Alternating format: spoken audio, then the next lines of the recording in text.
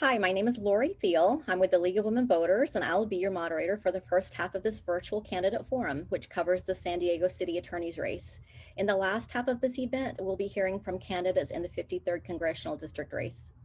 Thank you to Bankers Hill Community Group for engaging the League to conduct this forum, and thank you to the candidates for agreeing to participate. Even though we miss seeing you all in person, we are reaching more people via Zoom who can hear directly from the candidates to help make this important decision on the ballot. If you have any questions during this forum, please look in the chat box to find out how to reach us. The League is proud to be nonpartisan, neither supporting nor opposing candidates or political parties, but always working on vital issues of concern to members and the public. Our Voters Edge website is your online resource for more information about the candidates, ballot issues, and detailed voting information. All candidates for local offices have been invited to include their information there with no cost to the candidate. I expect that all candidates here have included their information on our website, and you'll find the link in the chat to Voters Edge. The League moderates candidate forums using a format that is fair and informative. We've asked the candidates to keep to the issues of the position rather than personal attacks, because our goal is for voters to be able to learn more about the candidates than they get from regular campaign ads and social media. The views expressed are those of the candidates, not the League of Women Voters. Sponsorship of the forum is not an endorsement by the sponsor or by the League of any candidate. We're recording the forum and it will be available unedited from beginning to end to the public on our website, lwvsandiego.org. We ask attendees to submit questions online before this forum, but you may also submit questions using the link provided in the chat box, so just take a quick look there. Please remember to use civility and respect in wording your question and frame your question so that both candidates can answer. So assisting us tonight in this forum are question screeners, Nancy Moores, as Amy just mentioned, from Bankers Hill. And from the League, we have Wanda Rogers and Jane Andrews helping with question screeners. Our timekeeper and Zoom administrator is Kim Knox. This segment of tonight's forum will adjourn by around 6:55 so that we can all take a short break before we start the next forum. This forum is for the Office of City Attorney, and all candidates were invited and are participating in this evening. Candidates will have 2 minutes for their opening statement, 2 minutes for their closing, and 1 minute to respond to each question from the audience. We will alternate who answers each question first. Prior to this event, the order of speaking was determined alphabetically. So I'd like to introduce Cory Briggs and Mara Elliott as our two candidates for this city attorney's race. And I'd like to start opening statements for 2 minutes with Cory Briggs. Good evening, everybody. Lori, I want to thank you and the League, and Amy, thank you and the Bankers Hill Group for tonight's opportunity. Mara, nice to see you too. And thanks to everybody in the audience for spending an hour with us. I'm Cory Briggs. I'm running for city attorney for 3 reasons. We want to get politics out of the office. We want it to be fully transparent and end the secrecy. And we want to restore the public's confidence that the city attorney's office is doing the public's work, not the work for special interests, and not work to advance the political and personal agendas of the person who heads the office. You're going to hear tonight, I'm sure, about the pandemic and how important it is for the city attorney's office to address the current pandemic. I think most people understand that there's an epidemic of corruption going on in the city attorney's office, and it's gotten worse in the last 4 years. We have the 101 ash mess, which should never have happened, but it was approved by the current city attorney. You have secret streetlight surveillance, again approved by the current city attorney.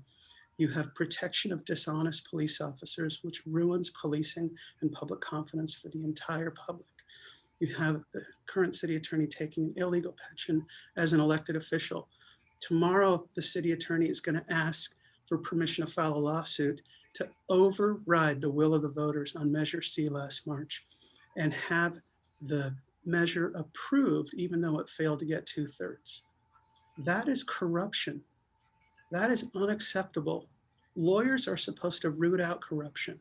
Lawyers are not supposed to countenance it. And so as you listen to the 2 candidates tonight, please pay special attention to the answers you get, because one of us is going to answer your questions directly and truthfully, and the other is going to avoid and obfuscate and try to maintain the cover-up so that you don't actually know what you're getting from a city attorney. And everything will change on November 4th. Thanks for being here tonight. Thank you, Cory. All right, Mara Elliott, your opening statement, please. You have 2 minutes as well. I'm running for re-election as San Diego's first female city attorney. During my 4 years in office, I have delivered for you. My work has reduced gun violence in our city, and the program I've created is nationally recognized. I've expanded our response to domestic violence by adding prosecutors, and I now run a clinic that helps survivors of domestic violence and sex trafficking get back on their feet with the resources that they need. We've held polluters accountable, resulting in funds for San Diego that will help clean our waterways and remove lead from our communities. We've created programs that give low-level offenders an opportunity to rejoin society without a record if they get the help that they need. And we've stood up for those among us who would otherwise not have an advocate, those who are cheated out of fair pay, those who are elderly or disabled, and are being abused by the very people who are supposed to care for them. You'll have a choice this November. Whereas I've committed my career to public service, my opponent is new to it, but he's not new to my office. He has sued the city of San Diego nearly 90 times, usually based on a technicality, 12 times since announcing he is running for city attorney. Does he look out for San Diego? No. When San Diego wanted to build a library in a marginalized community, he sued to prevent that. And when the city purchased a rundown hotel to house low-level drug offenders who wanted to get their lives back on track, he sued, claiming the hotel should be reserved for tourists. Whereas I was just honored as our state's Public Lawyer of the Year based on ethics, integrity, and contributions. My opponent has been recognized by judges for conduct that is, and I quote, unethical and possibly criminal. And most of us question if he really wants a job or just a platform. He sunk $160,000 of his own money into his campaign while issuing press releases and statements saying that he wants to, if elected, eliminate the very job he's running for. So this really is a choice. Time is up. Thank you, Mara.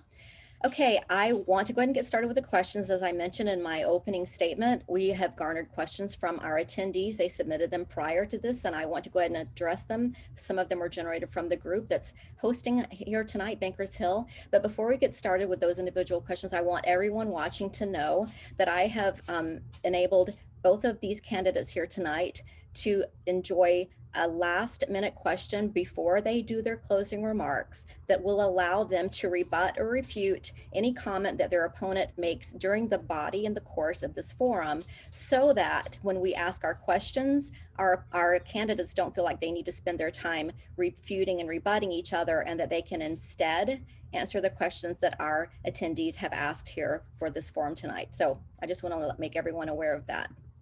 So we'll start with the first question that was submitted.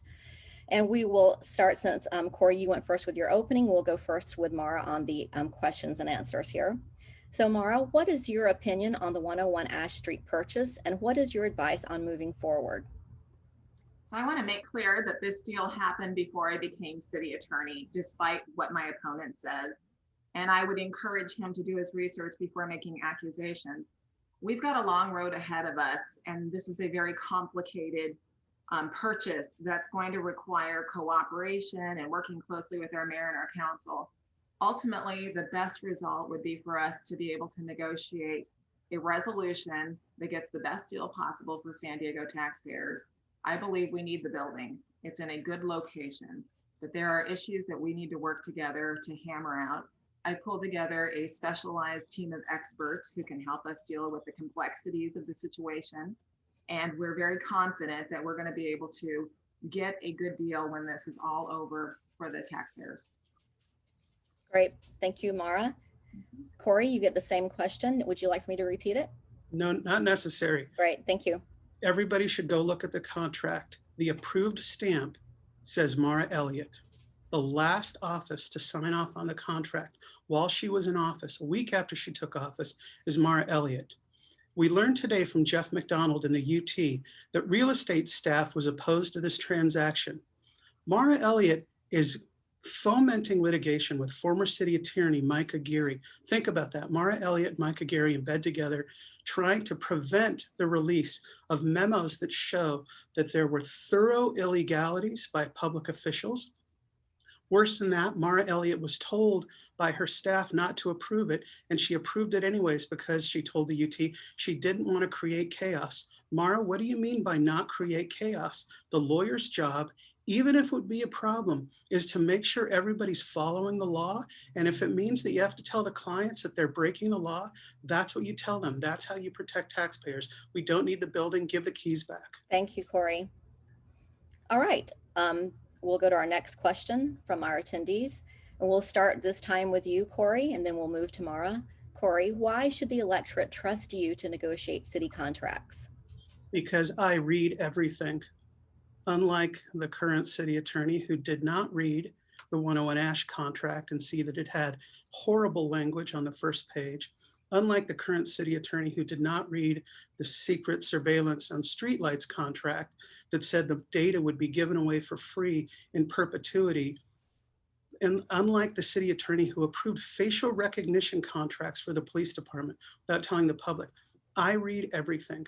The public will know what's in all major contracts that come forward. The reason I sue the city a lot is because the city doesn't do good legal work, and it's gotten worse under Mara Elliott. I sue a lot, I succeed a lot.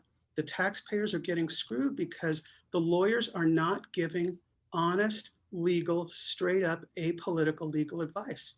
If I'm in the city attorney, that will stop and the city will save an awful lot of money. All right, thank you. Mara, you get the same question. Why should the electorate trust you to negotiate city contracts? Because I have a stellar reputation as an attorney. It's unblemished. I've never had a court opinion questioning my ethics or my integrity. And I am trusted by the Deputy City Attorneys Association and the people I work with at the city at large to get the job done correctly. For him, it's really puzzling that he pretends to know what I do during my day job. Of course, I read the contracts. What he is trying to stick me with, which is just, a replacement provision, is work that happened long before I became city attorney. And let's just take Ash Street, for instance. When you sign as to form, which, as he says, happened the first week I was in office, and I actually didn't know that contract even came into the office. Long before that contract is put into paper, all the legal research is done. And the prior city attorney had done that. Why would I go and review everything Jan Goldsmith did when there were no flags to indicate there was a problem? I am known. Thank you. Sure. Same question for you, Cory. Oh, I'm sorry. Here we go. Next question. Last time, yeah. Next question, sorry. So this one is to you, Mara. What would be your top priority for 2021 as city attorney, and what action steps would you take to achieve that priority? Well, that priority is going to have to be helping the city make its way through COVID. And when I say the city, I mean the people who operate businesses, the people who live here, the people who work here. And this has been a #1 priority since the pandemic hit. We have worked with businesses so that they can survive and help them expand into parking lots, onto our streets, onto sidewalks. It is a relief. It has saved businesses. We've worked to ensure that employees have a right to return to jobs that they've been furloughed from or laid off. We worked to ensure that an eviction moratorium was put into place so people wouldn't be thrown out onto the streets. We worked to ensure that our public safety providers could be available 24 hours a day, particularly during the beginning when we didn't know what we're dealing with, by providing childcare, getting emergency contracts in place so that people could take care of their kids. We have seen an increase in gun violence related threats by threefold. We've seen it with suicide. So that gun violence restraining order program has been very successful. Thank you. Cory, same question. What would be your top priority, and what steps would you take to achieve that priority? First top priority is establishing an anti-corruption unit so that we can start prosecuting dishonest public officials. Second top priority is going to be creating a residents advisory committee so that the city attorney's office is getting advice and recommendations from the people who are actually affected by the work we do, as opposed to special interests. Third, I want to address the appalling lack of trust in the law enforcement system. The city attorney's office is the top legal advisor to the police department. This city attorney has overseen all sorts of bias in policing and has done nothing to stop it. I will no longer protect dishonest police officers. If we have them on the list, and we do, We are going to identify them so that they're no longer harming the communities we serve. And I'm going to get rid of the bias in the city attorney's office with enforcements against people of color that are disproportionate to their representation of the population, like the gun violence restraining order program. All right, that target time. Black San Diegans. Thank you. All right, Cory, this one goes to you. We're going to start with you on this next one. What role does the city attorney have in protecting the vulnerable populations here in San Diego during COVID? So by that, I mean seniors, victims of domestic abuse, et cetera. Sure. So the city attorney's office has enforcement under state statute to go after any businesses that are not following applicable rules. So when we have public health rules, when we have COVID related rules, the city attorney's office has authority to go after them. The other way the city attorney's office can help is through the way it prosecutes misdemeanor offenses. People go to jail and they shouldn't be in jail during COVID unless they're a threat to public safety, unless they're violent offenders. City attorney's office has not been working to get everyone released from jail who qualifies to be in jail. That's a problem. That's something the city attorney can do. We don't need to have super spreader sites. We don't need to have people taking those diseases home and spreading them in the community. So the city attorney's office should be prosecuting the offenders, and the city attorney's office should be stopping people who go into the system and could be exposed and could spread. Thank you, Cory. Mara, same question. What role does the city attorney have in protecting the vulnerable populations during COVID? I think our role has never been more important because a lot of people are self-quarantining. The eyes and ears of the community does not see things. For instance, my kids aren't going to school, they're schooling at home. And whereas a teacher would typically see if something was going on, a bruised child, for instance, we don't have people going to the doctor. So you don't have mandated reporters reporting. So I have equipped my investigators with the proper personnel equipment so that they can go to independent living facilities and ensure that our most vulnerable populations are being cared for. And we have seen some atrocious cases. We continued that from day one of the pandemic. And it's more important than ever before because you just don't have that level of oversight that you need. With domestic violence, we've also seen an uptick, and we've continued to provide our services virtually because we've had to close down, and we've never been more necessary. People are cooped up with their abusers right now, which makes it very difficult to report. Time. Thank you. Mm-hmm. Okay, this one starts with you, Mara. And it references the smart street lights that Cory had alluded to earlier. So this one is submitted. It says, talk to us about the city's use of cameras to collect information about us. Is this big brother, big business, or good government? Well, I think that smart street lights can be very effective, and they have been very effective in proving crimes have existed. Where the problem is, and again, this all preceded me as city attorney, is that there was not community engagement, nor was there an explanation as to how these streetlights would be used. The backup materials that were put before the council explain the potential to use this for public safety purposes. They were not told it would be. About 2 years later, law enforcement stumbled upon the use by sheer accident, where an officer noticed the camera, pulled the footage, and was able to use it to solve a crime. This is not the way good governance works. I think we need to have privacy protections in place for the public, but I also believe most would agree that these are very important public protection tools that we like having in our neighborhoods with the appropriate mechanisms for privacy in place. Thank you. Cory, same to you. Would you like the question repeated? I don't need that, thanks. All right, thank you. Once again, here's a contract with Mara Elliott's stamp and signature on it. She approved it. It came to the city council while she was on the dais. She said nothing. She should have read the contract and told the public what was in it. The cameras can provide a valuable public safety and law enforcement tool if done openly with proper civilian oversight and the public is told up front. Mara Elliott had a choice. She chose to side with the police unions who have endorsed her, and she kept her mouth shut. It's the lawyer's job to read the contract and explain the provisions to the client. You don't just hand the client a contract and expect them to read it and understand what they're reading. If that were the case, we wouldn't need Mara Elliott. We should have a lawyer who reads everything, The streetlight program had the potential to be good. Because of Mara Elliott, we lost it. The public was duped. They should have been told up front what was in it. And it's very unfortunate. If it comes back, it will be under a different city attorney who Stop. Thank you. Time's up. Sorry about that. But Cory, you get this next question. You'll start with this round. How would you reallocate police and police funding to support community-based, non-law enforcement solutions to crime prevention? Well, the city attorney's office doesn't do the budgeting and doesn't have a say in police resources. That's done by the chief of police and the mayor for how the resources are allocated and the money is allocated by the city council. However, the city attorney's office does have an opportunity to advise the mayor and the city council on how their spending priorities and how their enforcement priorities put people into the legal system where the city attorney's office does have direct contact with them. That never happens from this city attorney.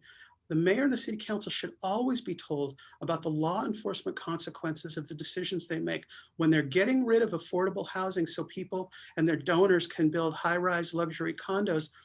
Everybody should be told, including the public, what the potential consequences for displacing people, putting people on the streets, and then the police arresting and prosecuting them for being homeless are. That's how the city attorney makes sure that resources are put in the right place, by explaining the connections to the criminal justice system. Thank you. Mara, same question to you. Would you like it repeated? No, I got it. Thank you. All right. The collaboration between the city attorney's office, the mayor, and the police chief is extremely important. And that is how we created programs like SMART, San Diego Misdemeanor at-Risk Track Program, or PLEADS. Both of those programs are intended to identify underlying issues that have helped people find their way into the criminal justice system. The use of drugs that maybe led to theft, that led to homelessness. We have created programs so that they do not end up in the criminal justice system.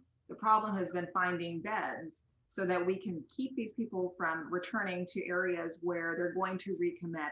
And Cory Briggs has prevented us from opening a hotel with 81 beds where I can help these people get back on their feet.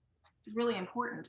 I work with other organizations, ACLU, the sheriff, the public defender, the court system, to create diversion programs that are very successful. And we're working with our community now on conflict resolution programs. Great, thank you so much. Mara, this one starts with you.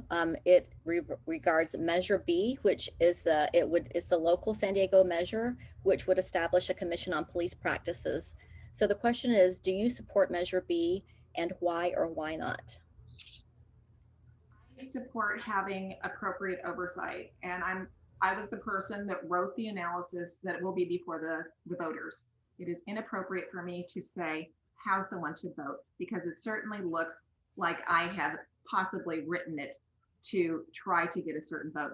So I don't take positions publicly on ballot measures, but I am very much in favor of having independent oversight of law enforcement. And I think we as a nation recognize the importance of that. That is part of the Obama pledge that I took as a city attorney for San Diego. So I absolutely agree with what that measure is accomplishing. Thank you. Cory, would you support an independent commission on police practices? I do. And it's no, and why not? I do, and it's a total cop-out that Mara Elliott won't take a position on it. I support it because we need to restore the public's confidence in our policing, and you do that by having an independent commission that's fully transparent and that has subpoena power. Mara Elliott, when Prop B was going through the City Council committee, brought in a competing measure given to her by the police union and tried to derail Prop B. She worked against what's currently on the ballot. That's why she doesn't want to take a position, because she fought it before, and she doesn't support it because her political supporters don't support it. There's no reason whatsoever for your city attorney not to be able to say, I support proposed legislation. When she wrote legislation for the gun storage, she brought it forward and supported it. So what's wrong with a city attorney taking a position on something as important as this? The answer is that it's not going to put her in good graces with her political supporters. All right, thank you. Cory, the next one goes to you. It regards municipal codes. So municipal codes contain laws of the city of San Diego. And this question is, how would you use the office to hold violators of the municipal codes responsible?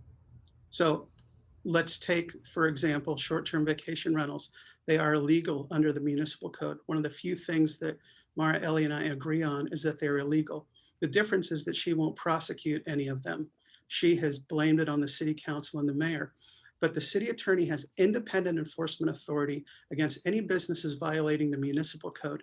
The proof of that is Mara Elliott's litigation against Instacart, Uber, and Lyft. She didn't have to get anybody's permission to do that, but she did it anyways. The city attorney has the enforcement authority.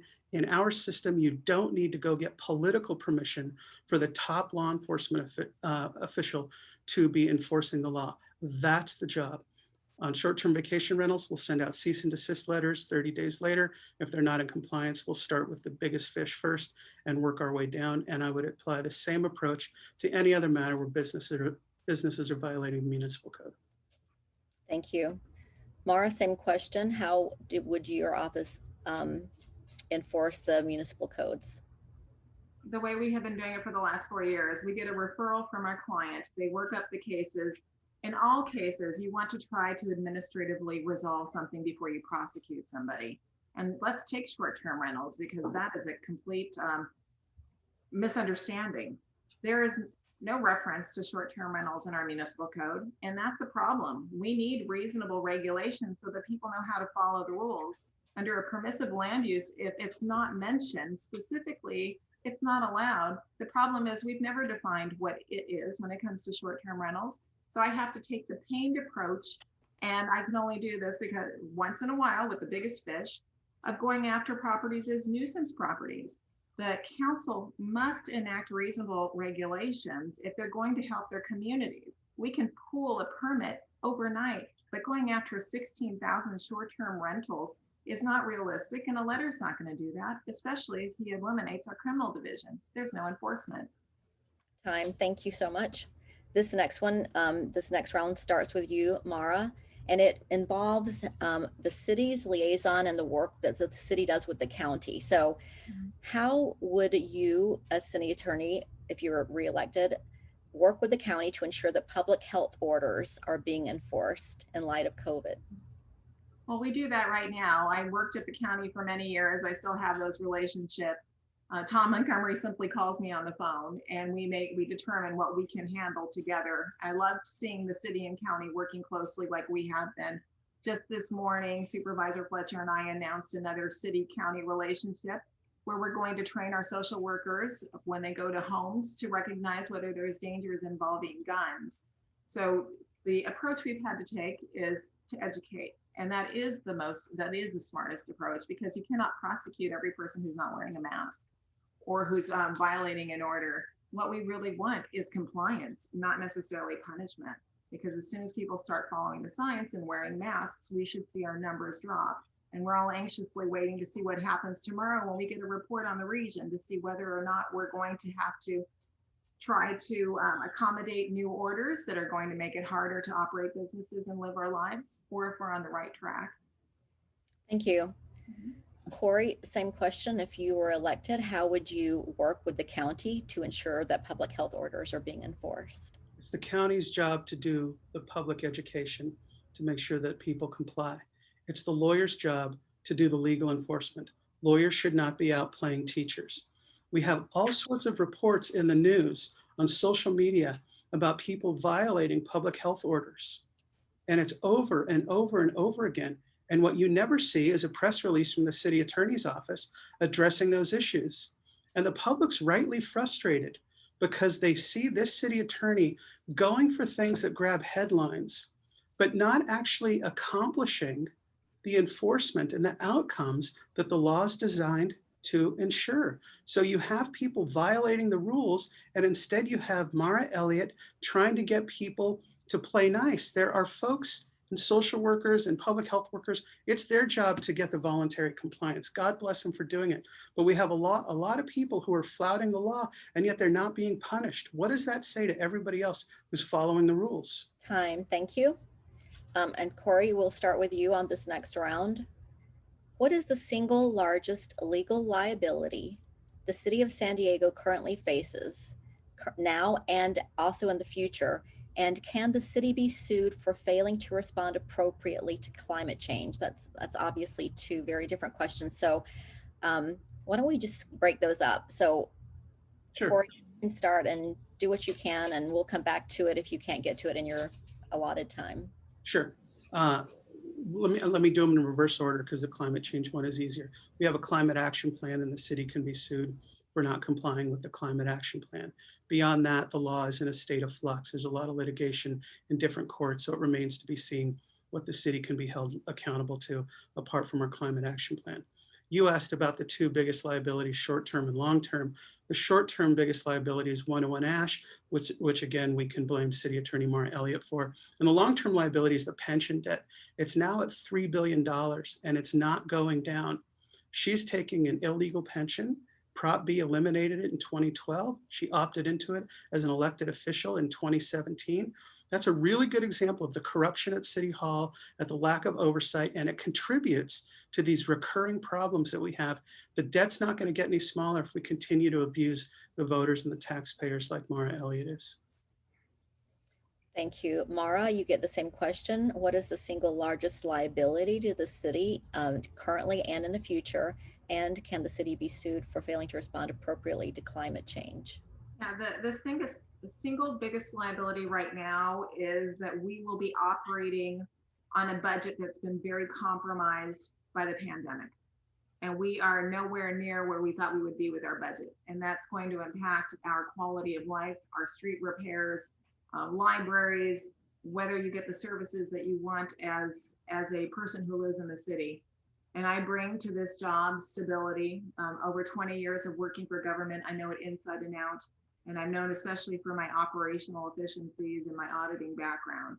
So I am the best person to help the city make it through what is going to be a very difficult time as we try to deal with this. I'd say the biggest, the other liability would be attorneys like Cory Briggs that just sue for a quick payout to enrich themselves. We have projects that are very important to the city, and he jumps in the middle of them to prevent them from happening until we pay him to get out of the way. And that really does eat away at our budget. That is a problem. Time. Thank you. All right, Mara, you get this next round. You get to start, and it regards the short-term vacation rentals that we've all been hearing so much about in the last couple of years. And there's been so much information and misinformation and perhaps even disinformation about that. This question is very simple, but the fact that someone felt like they needed to ask it gives you an indication about the confusion surrounding short-term vacation rentals. So the question is simply, are they legal or illegal? And if they are illegal, why does the city continue to license them and accept taxes? As I mentioned earlier, if it is not in the code as a permissive use, it is not allowed. And there are many things that are not specifically in our code that are not allowed. But under due process as lawyers, and we should know that, everybody has a right to know what the rules are. Everybody has a right to know what a short-term rental is and whether they can operate it. And the problem we have is that we have not had political will to create regulations so that there is a permitting system and a good neighbor code of conduct that we can hold people accountable for. So as city attorney, I've had to expend resources chasing after people who violate our nuisance laws or our trespass laws or noise or operate unfair businesses. What I need is for the council to stand up for the regulations they enact and not get weak in the knees because Airbnb threatens to have them withdraw those regulations. And others do it. Time. We haven't done it. Thank you. Cory, same question. This is a great example of obfuscation. She said that we have a permissive code that prohibits it if it's not expressly allowed. And then she said it's not mentioned in the code. That's right. That's all you need to know. We don't need a definition of short-term vacation rentals because they're not allowed. The only things you would define are the things that you actually allow. She knows that. She's trying to pass the buck. She wants it to be the mayor and the city council as opposed to herself. That's the problem. Go look at the campaign donations. Go look at the fundraising events. If you want to know why there's no enforcement, follow the money. They're supporting her. Once she duped everybody into voting for her, she turned 180 degrees and stopped doing what she promised to do. That's unacceptable. They're illegal. They should be prosecuted as illegal. That should happen now. You don't need the mayor's or the city council's blessing to prosecute somebody for violating the law. All right, thank you. We're going to start with you on this next round of questions. What are your views on the issue of locating housing for the homeless and for those coping with addiction? Cory, we'll start with you on that. It should be downtown where the public services are. It should be located, if it's not downtown, immediately adjacent or within walking distance of where those public services are.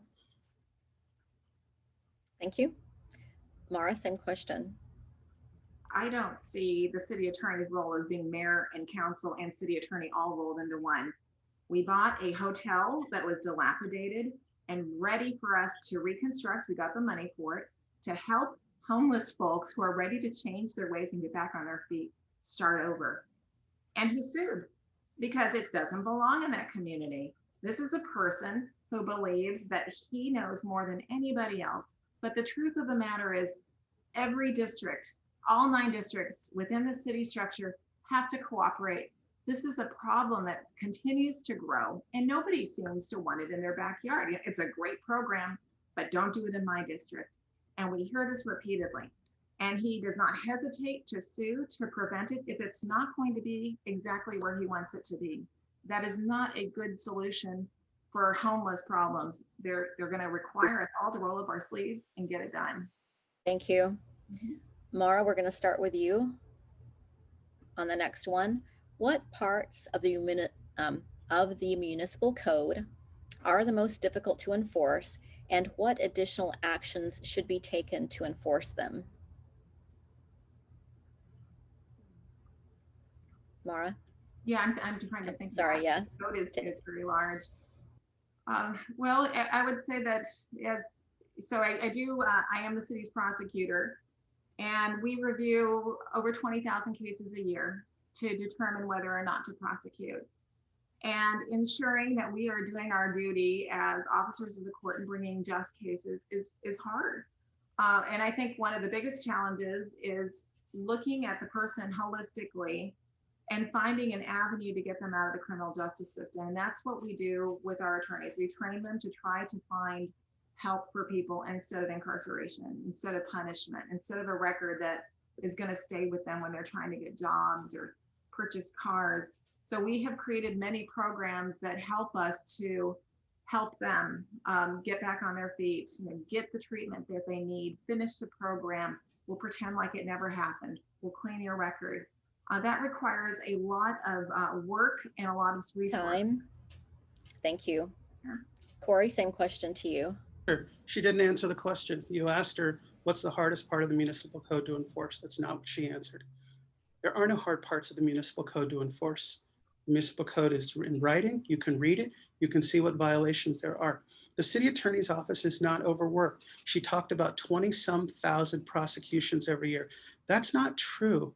90% of those are infractions, traffic tickets, moving violations, things of that sort. They're not misdemeanor referrals. She's just trying to make her job seem far more busy than it is to explain why she's not prosecuting the offenses that are on the books. You have people setting up illegal food selling places and flea markets in the coastal communities and elsewhere. They don't have permits. They're selling food without proper registration. That's a public health violation. It's been going on for months. Not prosecuted, totally illegal. The job is not hard. Having a spine to do the job is hard. Time.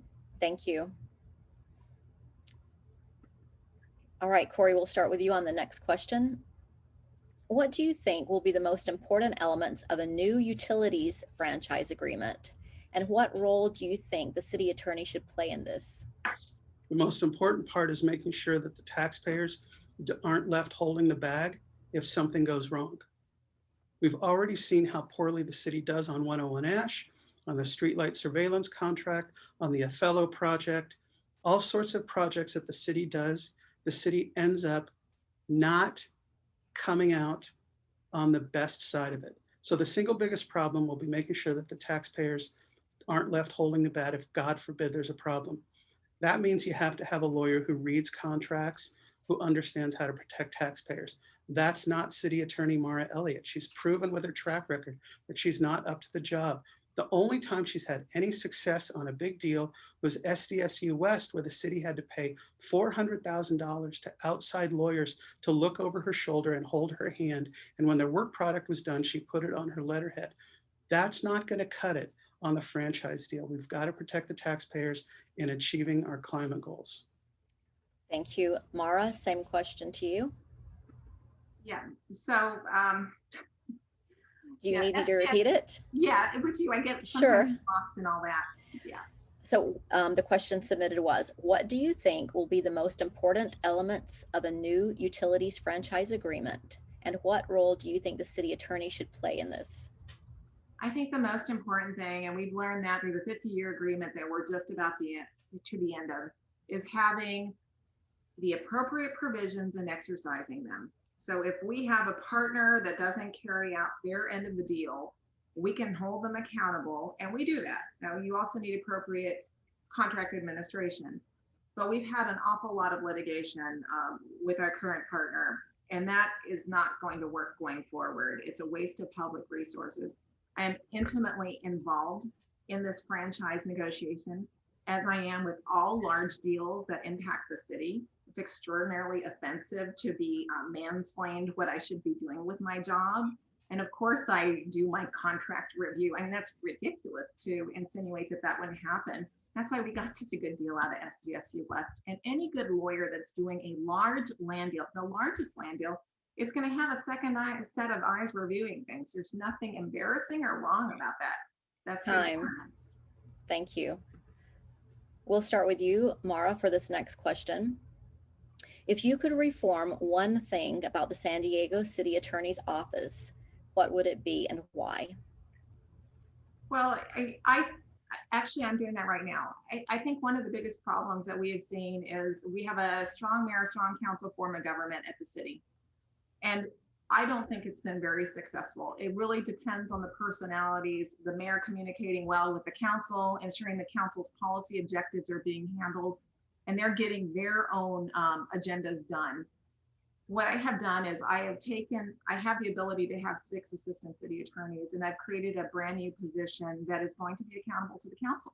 And I'd like to see that person have an office over in the council wing so that they have someone they can go directly to.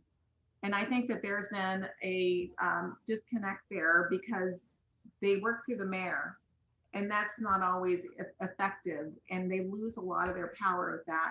So I'm hoping that this is going to help with them getting what they need to done. And I totally sympathize with that. So we're going to work on that. That we're hiring for it right now. Thank you. Cory, same question. If you could reform one thing about the city attorney's office, what would it be and why? It needs to have a taxpayer-centric, public-centric focus. Right now, it has a special interest focus. You just heard Mara Elliott tell you that. She's trying to figure out what will make the mayor and the city council happy. The city attorney's job is to protect taxpayers and the voters. There's nothing else that's even close to it. That sometimes means delivering bad advice. So let's take the 101 Ash contract again. It has her approved stamp on it. She was the one who told her staff to put her signature on it. She knew not to do it. She went along with it because the Chamber of Commerce and the developers, lobbyists, and all the people who were supporting her said that there's nobody opposed to it. It was a bad deal, and she went along with it anyways. The office has to be centered and looking at things through the lenses of taxpayers, not through the lenses of special interests. If anything I could change, it would be putting the public first in every single thing that the city attorney's office does. Thank you. All right. We'll start with you, Cory, on this question.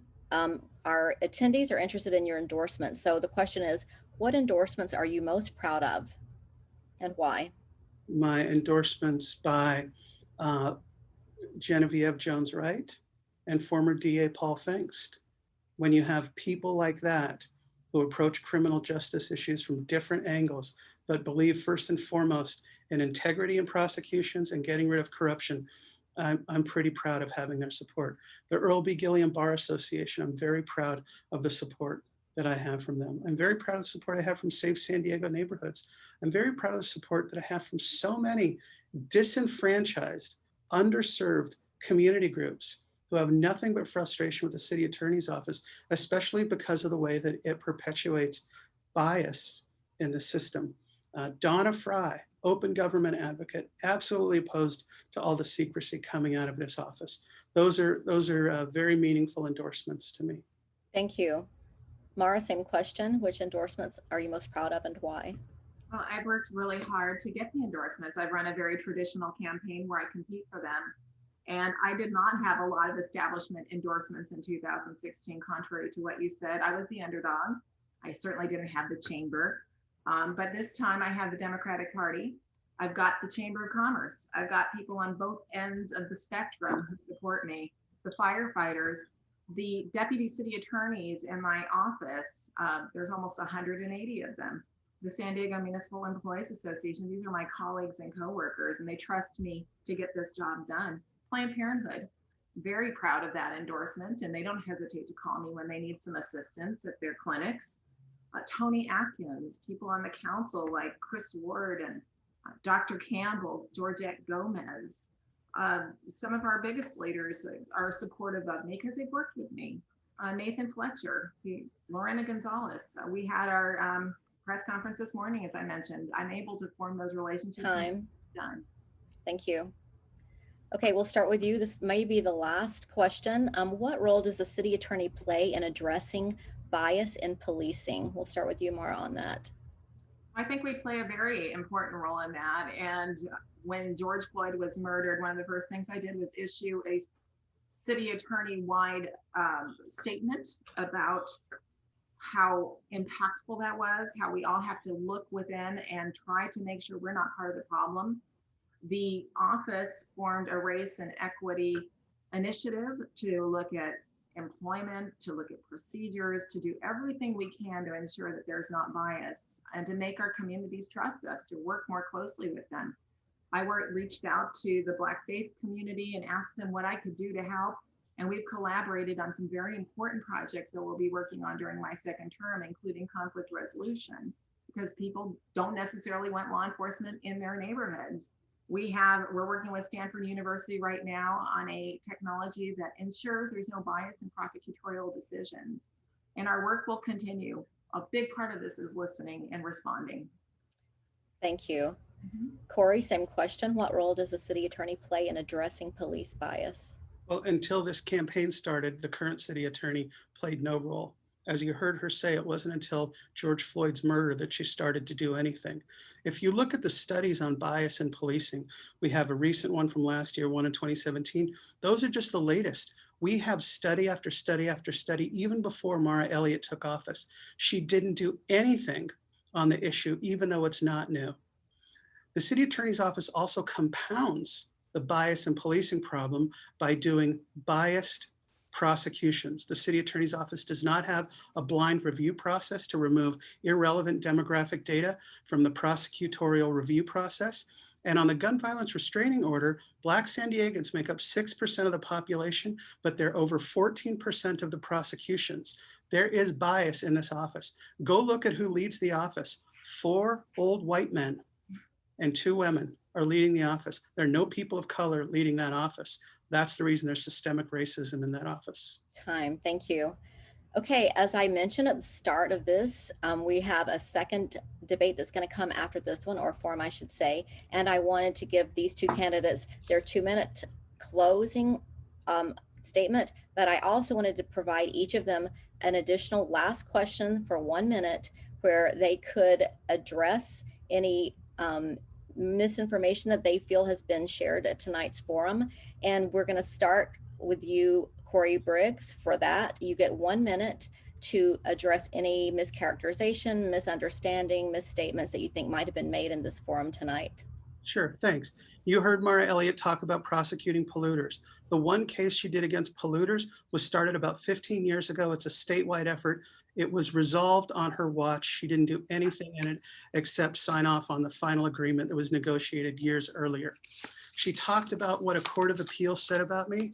She knows that's untrue. That was a mistake. And here's the article in the Union Tribune. Appeals Court vindicates Attorney Briggs. She's just being dishonest with you. She's not trusted by everybody at the city. 7 out of 9 council members tried to put forward a ballot measure to eliminate her role as their advisor because the legal advice they get is so bad. She talked about her PLEADS program. The PLEADS program has a 30% success rate. 70% of the people who go through the program fall out of it. That's not an effective use of tax dollars. Thanks. Thank you, Cory. Mara, you also get 1 minute to respond to, rebut, add any information to anything that your opponent said during this forum tonight that you think needs to be addressed by you. Thank you. 15 categories. I'll move fast. Measure B, I propose getting their own legal counsel because I have arranged for that for all the years I've been city attorney. That was not a competing measure. That was a stopgap. GVROs are crisis intervention. It's not based on race. I don't know where he's getting his numbers. Blacks are the most impacted by gun violence, not the ones we're going after. Consumer enforcement, that is a big part of our office. I want to make that clear. We enforced COVID health regulations against party houses and gyms. We're not standing by, but the resources are extreme. The money from the industry and specialized interests, I would encourage people to look at our disclosure statements. That is a flat out lie. An illegal pension, I joined the city in 2009 and joined the pension program like every other city employee did. You don't get Social Security. There is nothing illegal about the plan I joined in 2009. And Carl DeMaio, the author, would agree to that. Thank you, Mara. Time. Okay, so we're going to wrap up now with closing statements. Cory Briggs opened this evening with his opening statement. And to be fair, Mara, we're going to let you close this evening with your closing statement, and then we'll go to Cory Briggs. Mara? Yeah, I do want to thank the League of Women Voters for hosting tonight and giving us an opportunity. It's so hard to get all the information out before you in a very short period of time. I would encourage you to look at our website, Cory Briggs Reveal, to get a sense of the person who wants to be your attorney. And that's the question for you. Who do you want to be your city attorney? Do you want somebody who has dedicated their entire career to public service and protecting communities and neighborhoods, creating innovative programs that keep us all safe, whether it's doing gun violence restraining orders? We're the first and most productive in the state of California. We're a national model. Or cracking down on independent living facilities where our seniors and disabled are at the mercy of the person with whom they live. Before we stepped in, nobody was cracking down on that. Nobody was looking after our elderly population. Now we've got the entire region working with us to get that done. A leader who not only prosecutes domestic violence, but provides the resources that those who make it through that horrific experience of being a victim are able to get back onto their feet and start their lives anew. That's why I took over the Family Justice Center. And it became very clear to us that we have a human trafficking problem here in San Diego that begins in our schools. We've worked with our schools to address that, but we also provide services at the Family Justice Center. The relationship I have with the county and with the school system is helping us to really forward these policy objectives of keeping people safe. What we have found in the city attorney's office is that if you can get to kids when they're young, you can prevent a lot of the horrific experiences that they could otherwise fall into. And that's why we do healthy relationship trainings. That's why we mentor at our local high schools and help these kids look forward to a future so that they can join our office or they can have a productive life. So I am asking again for your confidence for the next 4 years. And again, thank you for being here. Thank you. Cory, closing statement, please. I want to thank everyone for being here. I want to thank Mara for showing up to this debate. Look, I've been a taxpayer advocate for 20 years. I've always taken the side of the public. I make no bones about it. City Hall gets sued a lot because City Hall breaks the law a lot, and breaking the law hurts taxpayers. I don't get paid unless I win and a judge declares that the public was better off because of the case my client filed. So the suggestion that somehow I get paid off by the city is just untrue. I only get paid when I've made the city a better place. And I've succeeded in doing that a lot because lawyers like Mara Elliott break the law a lot. I believe in no politics in the city attorney's office. I believe in full transparency. Unlike Mara Elliott, I would never try to gut the Public Records Act and make it harder for people to get information. I want people to have more information. I would never approve a major contract without reading it and making sure that the public and the decision makers are aware of all of the pitfalls. You heard Mara Elliott talk about signing as to form. That's a cop-out. She should release all of the memos on 101 Ash. She's gotten in bed with Micah Geary because she wants an excuse to keep the memos secret, because the memos show that she screwed up and is engaged in a cover-up. She talked about a motel that one of my clients sued over. Yeah, down in the South Bay, the community had one hotel left in a tourist part of town, and they want to put misdemeanor offenders down there on the other side of the bay from the social services they need. That's preposterous, that they belong near where they can get services, not pushing them out of the way. Go to CoryBriggs.com if you want to know more. I don't take donations from lobbyists or special interests. I'm beholden only to taxpayers and voters. Thank you. Thank you both. I want to show my appreciation for both candidates for attending here this evening. Check your voter registration. Make sure you're registered to vote. If you haven't voted yet, please vote.